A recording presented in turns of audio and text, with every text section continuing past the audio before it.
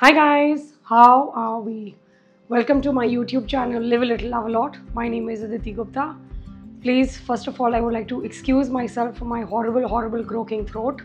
I sound like a frog, but can't help it because this was the last day I could make the YouTube video for the Diwali story. This is the first time I've written a Diwali story for this month, ever. For any Diwali, as a matter of fact. But don't turn off the app. Get yourself a cup of tea, cup of coffee, get cozy. And the title of the story is called The Woman in a Green Sari. Okay, I want to start.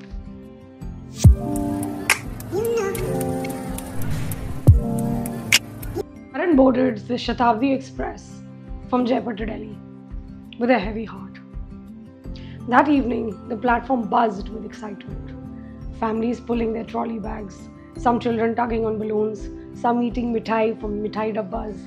The vendors shouting, chai, samosa le lo, thanda le lo, chai, samosa le lo.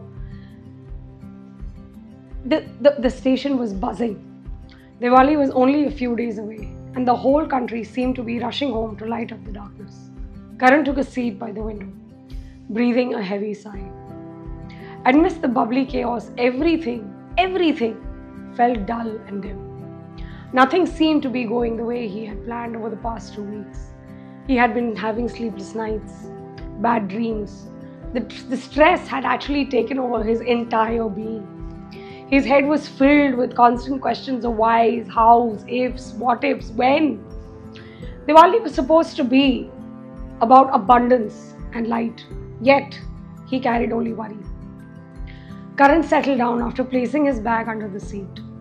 He leaned against the window, wishing he could just disappear into the darkness of the night.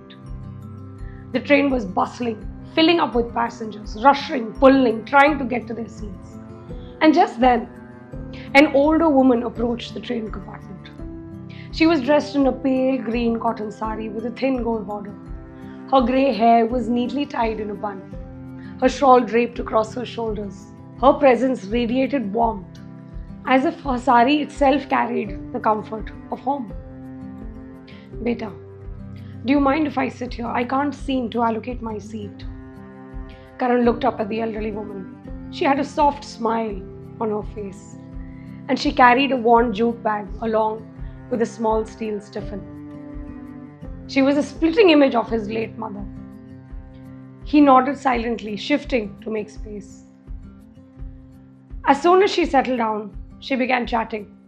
Her voice was full of warmth. "Where are you off to?" she asked. "Delhi," Karan replied, his voice cracked. He cleared his throat, hoping the elderly woman wouldn't spend the rest of the journey gossiping about every single minute detail going on in her life. "Oh, I'm off to Delhi too. So excited. I'm going to be meeting my grandchild after so many months," she continued. "My daughter insisted that I come home this time. She said, 'Ma, Diwali is all about family. The diyas don't shine the same way without you.' So I agreed. I booked my ticket, I packed my bag, and here I am." Karan smiled faintly, but he wasn't too keen, to continue the conversation. The train lurched to halt at a small station. Outside the platform, it was dimly lit, but children ran around selling paper packets of diyas. Their little voices called, "Le lo, diya le lo, diya le lo, diya le lo." A child stopped at Mrs. Sharma's window. "Le lo na aunty, please. Ek packet to le lo, please. Thoda khana milega. Diwali hai, please le lo." Mrs. Sharma smiled. "Do de do." She handed the little boy a crumpled note and told him to keep the change. "Kuch kha lena beta," she said. The little boy's face lit up. "Happy Diwali, auntie." He beamed and made a move, hoping to make another sale before the train proceeded. Mrs. Sharma pressed one packet into Karan's reluctant hands. "I don't need this, auntie." She smiled knowingly. "Keep them. Diyas are not just for decoration. They are promises that the darkness never wins. And sometimes they remind us that the light we carry inside." As the train rumbled forward, again she opened her tiffin, offering him a tiny piece of homemade til ka laddu. Between bites, she began to share her story. "My husband passed away when I was only 30. With two little children, two young children, we barely had enough to eat. Diwali felt cruel. But I kept lighting one diya, just one. Because as long as I know that there's light, there's tomorrow. And tomorrow always brings something new. Karan listened, turning the small clay lamp over in his palm. It felt fragile. Yet it held something within it, the power of fire. It's been 35 years since he's gone, Mrs. Sharma continued. But I must tell you, I did not give up. Year by year, I started taking shape. Life started taking shape. Slowly and steadily, life began to get better.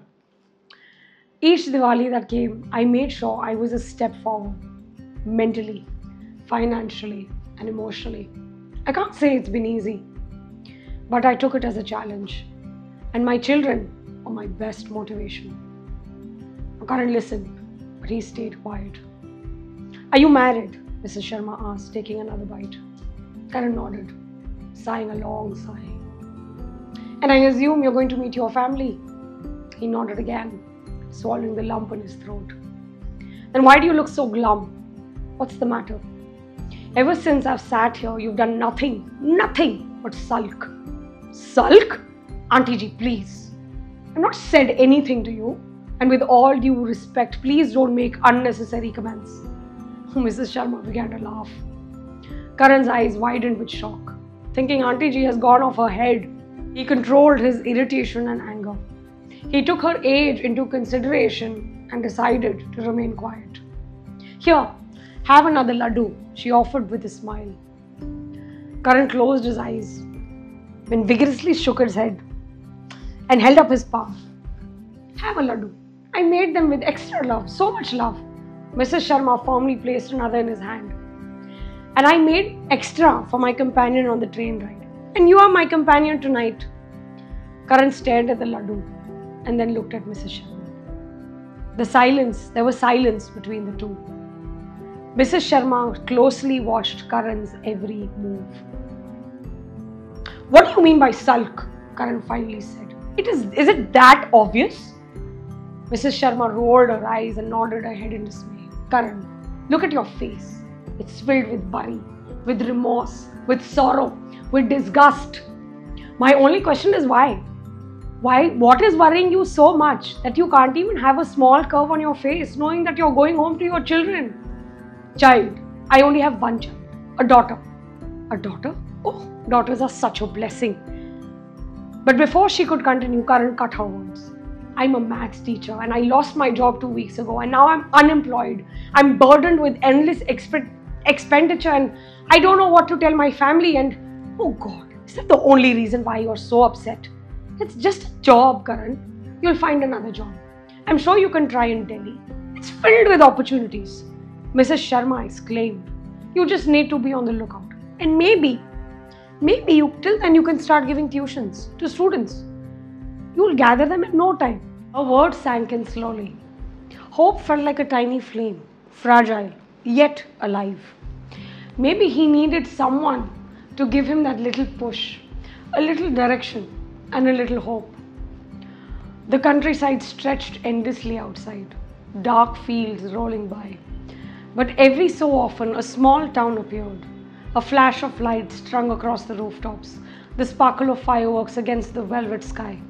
Each glow seemed to whisper to him, there is light even in darkness. First time in days, Karan felt a quiet stinging in his heart. Maybe he couldn't solve everything overnight. Perhaps it wasn't about having all the answers. Maybe it was about holding on until the answers came. He imagined tutoring students again, seeing their eyes light up when they understood the problem, feeling useful, bringing home small victories to share with his wife and his daughter. When the train finally slowed into Delhi, the old woman adjusted her shawl and gathered her things. After rising, she patted Karan's arm gently. Remember, beta, Diwali is not on the outside. It begins here. She tapped her finger lightly on his chest, over his heart. Karan stood up and stepped onto the bustling platform. She was gone. The pale green The pale green of her sari had dissolved into the sea of people rushing to their families. Karan lingered for a moment, her words echoing in his ears. He had no grand plan, no sudden miracle, but he had something he hadn't carried for a very long time. A small, tiny, steady flame inside him. That night, back home, while his daughter slept, he sat with his wife. Karan placed one clay diya on the windowsill. He lit it, carefully watching the little flame rise light and steady. It wasn't just fire, it was hope. Fragile, flickering, but unwavering. And for the first time in days, he smiled. As Karan discovered on that train, sometimes hope comes in the most unexpected forms. A stranger's smile, a kind word, or even a small clay diya. This Diwali, we may not only light up our homes, but also remember to nurture the flame within us. Because in every darkest night, one little light is enough to remind us tomorrow will come. And that's the end of the story. I wish you all a very, very happy Diwali. Please don't burst crackers. Please be kind, be happy, enjoy. Stay tuned for the next story. And if you like this story, do share it with your friends and family. And don't forget to follow me on YouTube and click on that subscribe button. Stay tuned for the next one.